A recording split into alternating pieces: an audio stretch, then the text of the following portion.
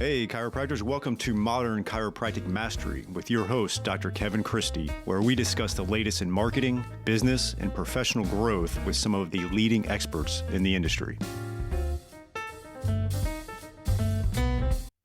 Welcome to another episode of Modern Chiropractic Mastery. This is your host, Dr. Kevin Christie, and today I'm going to narrate or read a blog I wrote for ChiroUp titled Bridging the Associate Owner Chiropractor Divide, Creating Mutually Beneficial Relationships. And we're going to dive into that. Got a lot of good feedback and actually got some questions on it that I will clarify at the end. Ironically, the morning I come in here to record a couple solo episodes, I get the email with some questions about this particular episode. So that's exciting. We'll dive into that.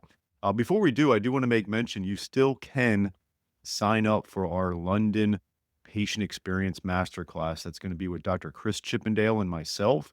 It's a one-day masterclass on the patient experience. The early bird is over, but we still have a very reasonable price for you to join us. And it's exciting. You know, sometimes you don't know. This is the first time I've done anything internationally, and you're not sure if people are going to sign up and if it's going to happen.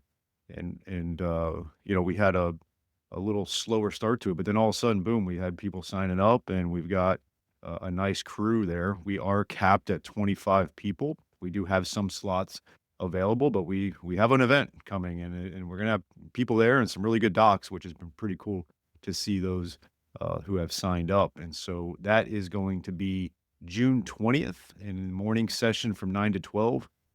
Chris will talk about the doctor-patient communication experience, and then we will have lunch. Then we'll break for lunch, and then from 1 to 4, I will be talking about service versus hospitality, and then also marketing essentials for the patient experience. And then from 4 to 5 p.m., we'll be heads down work, building your new patient experience. So you'll leave there with a new patient experience, and it's going to be right in London. So check that out. You could go to bit.ly/MCMUK26. We'll put that in the show notes. We'd love to see you there. You can still sign up, and that is going to be in June, on June 20th. So, all right, let's dive in. We've, again, bridging the Associate Owner Chiropractor Divide. Definitely a struggle out there. There's no doubt about it, and we want to try to tackle it as best we can. Okay, so let's go. The chiropractic profession faces a persistent challenge, a disconnect between associates seeking meaningful opportunities and practice owners struggling to find and retain quality doctors. This divide creates frustration on both sides and limits growth potential. The good news, it doesn't have to be that way. Understanding the disconnect. At its core, the associate owner divide comes down to misaligned expectations.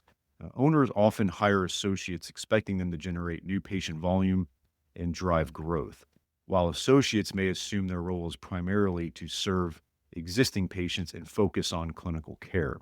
When expectations aren't aligned, tensions appear almost immediately. This divide is further compounded by preparation gaps. Many young chiropractors graduate with strong clinical skills but limited business knowledge. They may not fully understand what it takes to build and sustain a profitable practice. Conversely, owners sometimes fail to clearly communicate expectations or provide the mentorship and systems needed for success. The result, great opportunities for young chiropractors can seem scarce, and owners struggle to find associates who can make meaningful contributions. Bridging this gap requires honest communication, shared understanding, and intentional planning. Chiropractors, if your website traffic or Google Maps visibility has felt a little unpredictable lately, you're not imagining it. A lot is changing behind the scenes. AI is reshaping how search results show up. Competition in the map pack is getting tougher, and simply ranking well does not always translate into new patients. That's why Propel Marketing and Design is hosting a free chiropractic SEO workshop.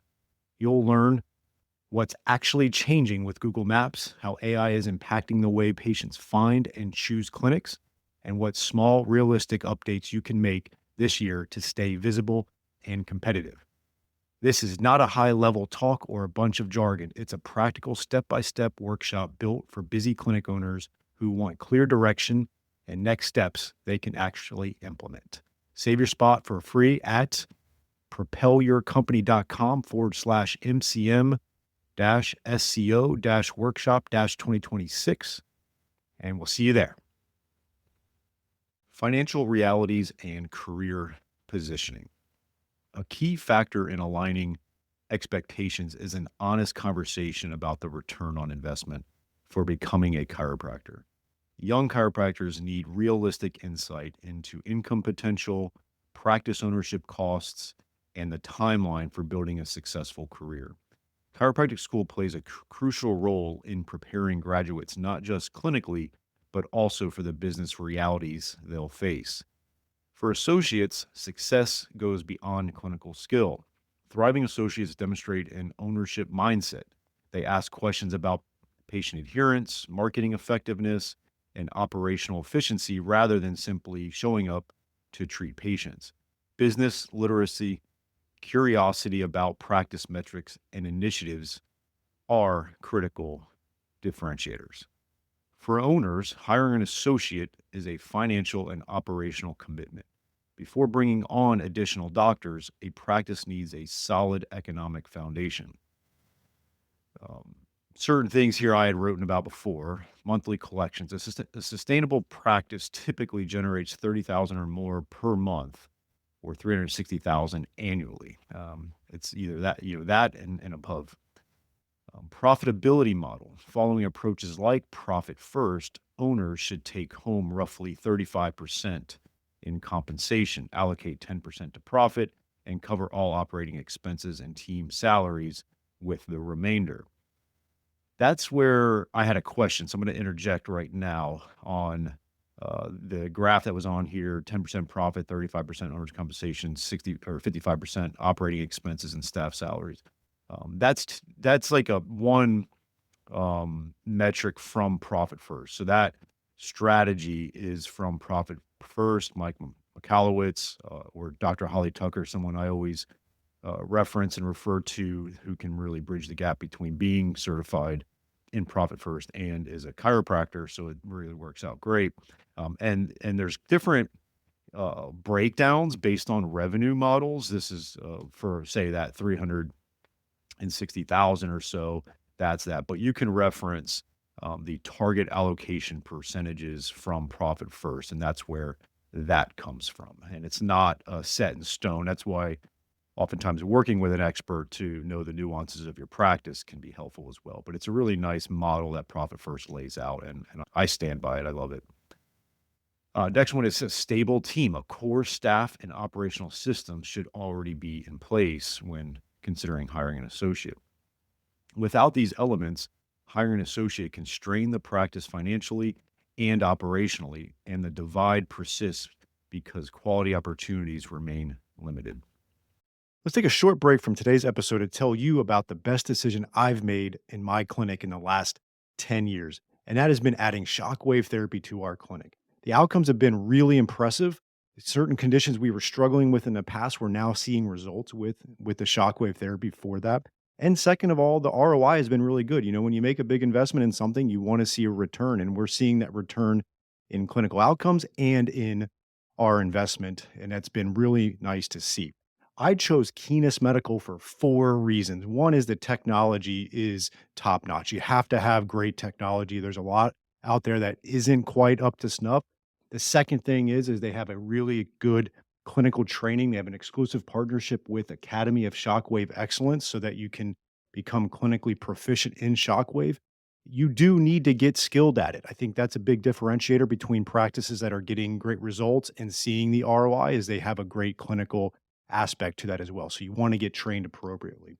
Third is they have in-house service team for all of your technical support, which is key when you're investing in a machine like this. And then lastly, they have a very in-depth marketing and business support for you so that you can launch this into your practice effectively, that you can get that ROI on it, that you can get the clinical outcomes. And they also have really good financing options if you need that. So go to keenestmedical.com, KINAS medical.com. mention MCM podcast and receive a free Shockwave in practice book with a purchase of a unit. So that's kinasmedical.com, KINAS medical.com, and mention MCM podcast. All right. What defines a great chiropractic job? From the associate perspective, a fulfilling chiropractic position includes competitive compensation, mentorship from an experienced practitioner, exposure to diverse patient cases, clinical autonomy and decision making authority, a clear path for professional growth. Associates value transparency. Practices that openly share financial metrics and involve associates in strategic discussions foster trust and help doctors understand the business, whether they eventually plan to buy in or simply want to contribute meaningfully. That was where I got another question as far as sharing financial metrics. We had the Great Game of Business come speak to our mastermind group. A couple years prior to that, we had Dr. Ray Tuck. He came and spoke about how he grew his businesses, and a lot of it was around financial clarity. Now, you don't share, like you would share potentially a payroll number, like the total amount, including payroll taxes, and teach them all that stuff. I think one of the key things is just teaching them financial metrics. Like, an associate oftentimes doesn't realize that you have employer taxes, right? So if you write $10,000 in a month in payroll, you get taxed another like 10%. So it costs you $1,000 in taxes to pay people, which is always boggles my mind. But breaking that down, so you could show your overhead, and then the bucket of payroll and payroll taxes would just be a number like 20,000 a month. It wouldn't show what Bob's making or Mary's making or Dr. Smith is making, right?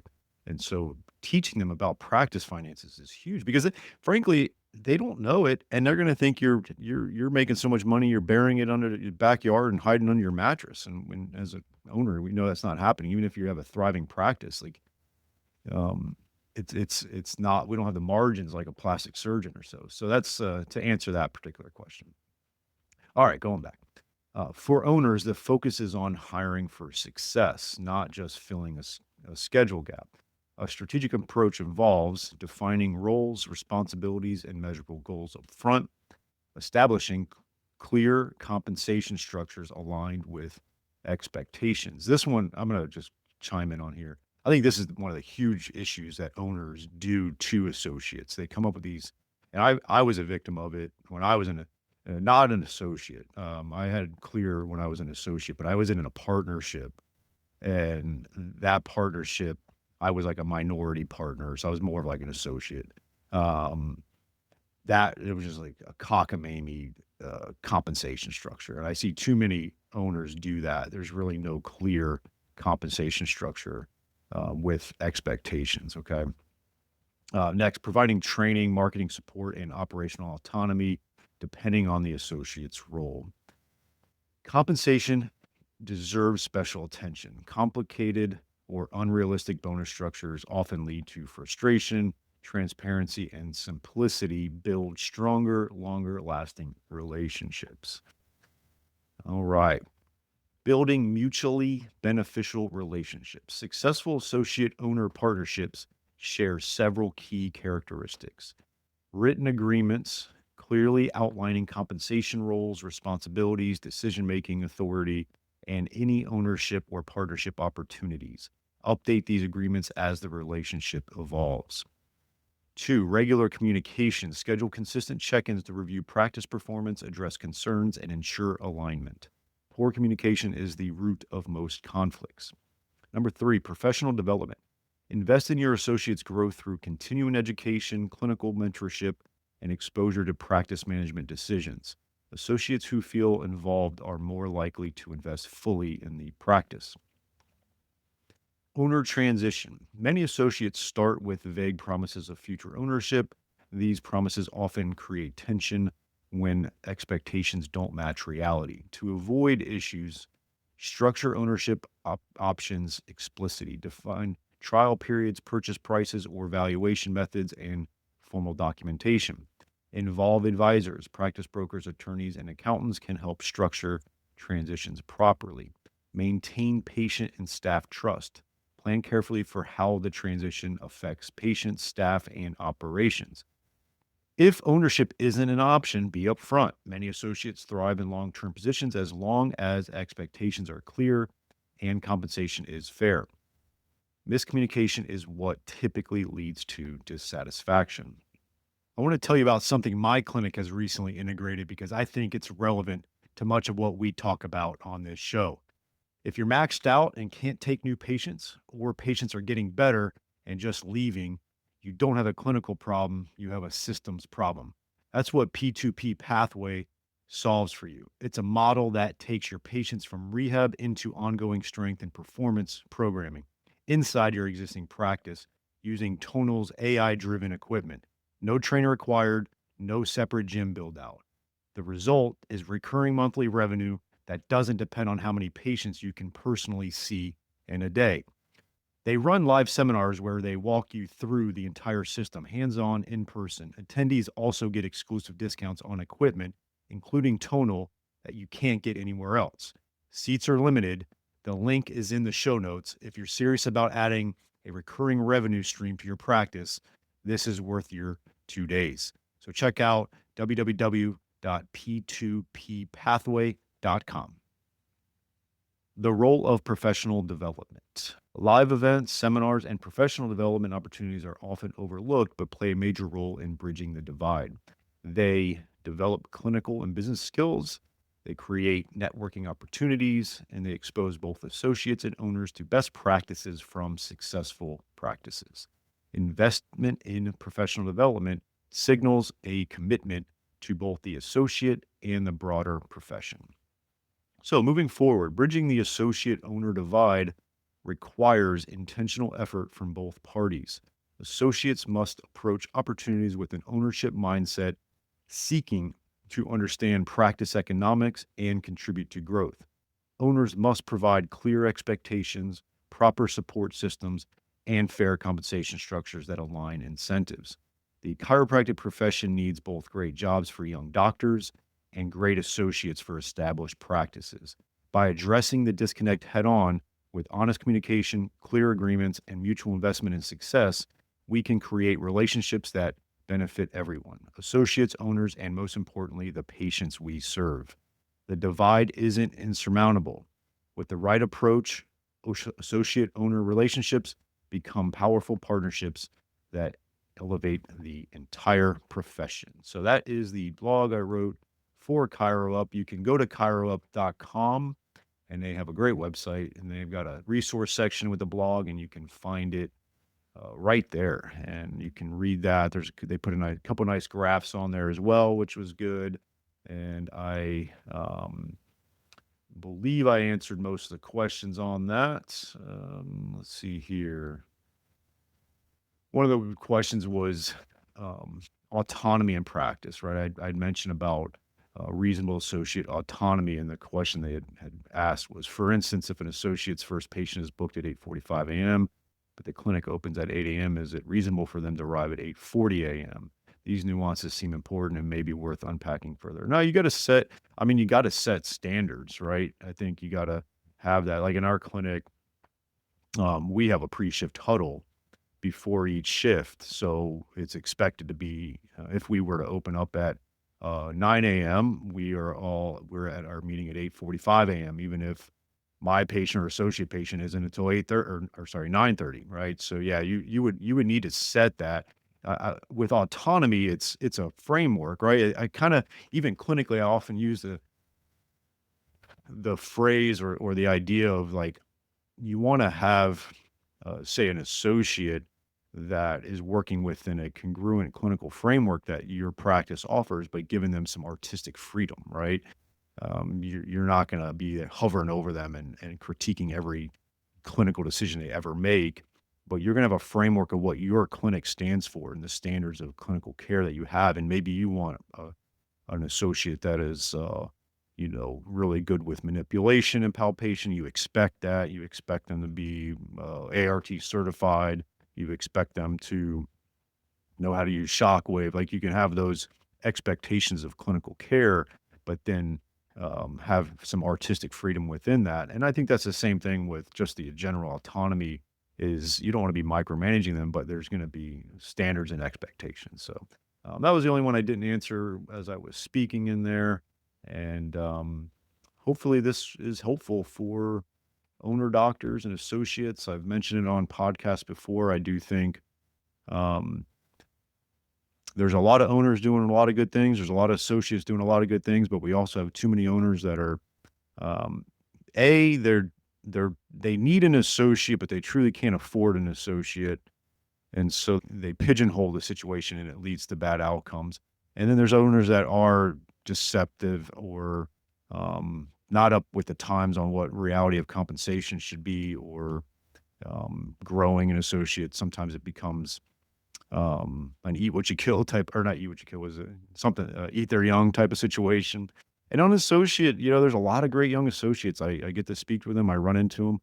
But man, there's a lot, and it's no different now than it was even when I was coming out. There's just a lot of young docs that come out that are just totally unprepared and not ready for what the realities of private practice are, and we need to fix that as well. So hopefully we can help. Hope you enjoyed that. Have a great week in practice, and we'll talk soon.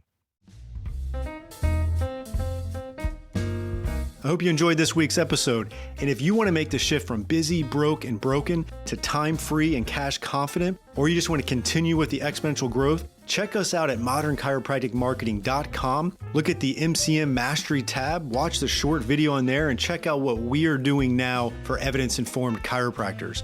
We are equal parts coaching and marketing done for you. Yes, you shoot some videos, we help you with campaign strategies and ideas and really become a thought leader in your community. You shoot those videos, you send them to us, we produce, edit, and brand them to you. Then we distribute them through all of your channels.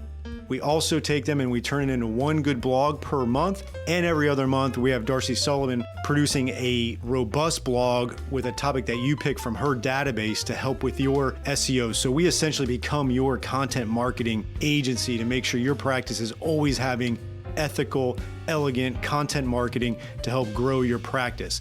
On the coaching side, we also help you with everything from marketing ideas to business, communications, finances, anything practice growth, and really try to help prevent you from being stuck on that island. And we hold you accountable. We have a great group of doctors that are just doing amazing things, and we look forward to help you out to take that next step in your practice. So again, check us out at modernchiropracticmarketing.com and learn more.